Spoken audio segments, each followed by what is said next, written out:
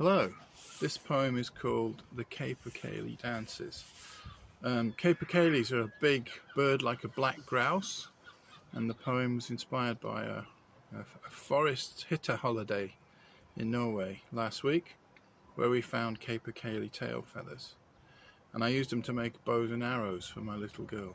Anyway, the Capercaillie Dances.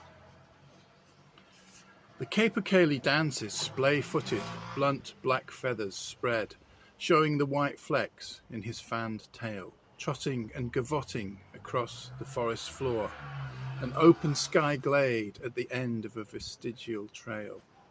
Peaty brown puddles glitter, showing here and there through the brittle twigs and dead leaf carpet litter. Awaiting others of his kind to join him for the dancing. In truth, he has already made a start, over-excited, the rushing and the puffing fueled and ignited by this spring's inevitable green force advancing. Once again, when they arrive, they'll posture and rehearse their characteristic jigs with guttural roars and clicks, in a pantomime of territorial fighting and chancing. Only a week up here since the last snowfall, settling then melting overnight. The Capercaillie, head cocked and scarlet-rimmed eyes peeled, peers up into the dying greyish light. A sentinel for the sound of his old rival's approach, straining at the limits of his hearing. Two will come from Sweden, crossing the eastern ridge, above this steep, unspoilt Norwegian clearing. The other two are Hedmark birds, locally born and bred, and veterans of this yearly private meeting. Storfugel, they call him here. Big bird is all it means. 1.5 kilos of black grouse's cousin. Eater of pine needles, not a choosy fowl, but fated when encountered to be hunted for the eating. It used to be for females they danced out the ritual, till the champion established his position.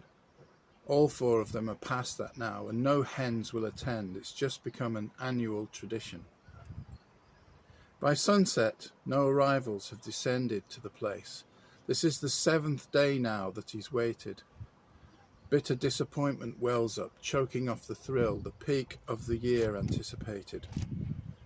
If they came now, he suddenly feels, it wouldn't be any good, no longer in the mood for the proud display, a wasted day. He shuffles off in shadow, once more, deflated.